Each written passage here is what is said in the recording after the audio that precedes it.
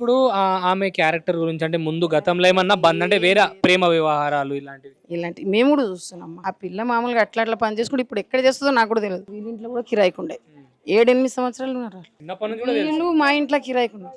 ఇప్పుడు కూడా ఈమె మా ఇంట్లో కిరాయికి ఉంది. ఆ బిల్డింగ్ నాది.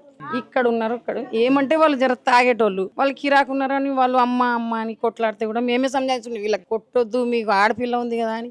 ఇప్పుడు వీళ్ళ తమ్ముడు ఈమె మా ఇంట్లోనే ఉంటారు. ఇప్పుడు అమ్మాయి అయితే చిన్నప్పటి నుంచి మంచిగా ఉంది. మంచిగా ఉంది. అబ్బాయి తండ్రి ఉన్నాడు కదా ఆయన కూడా వీళ్ళకి ఏమన్నా అయితే ఆయననే వచ్చి హెల్ప్ చేసేవాడు తండ్రి.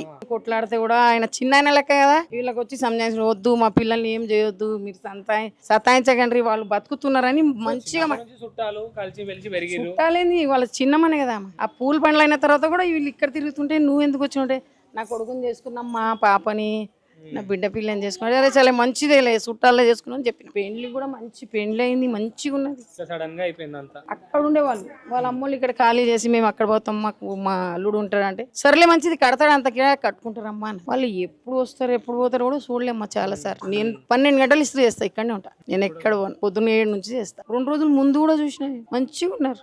రైట్ థ్యాంక్ యూ అమ్మా.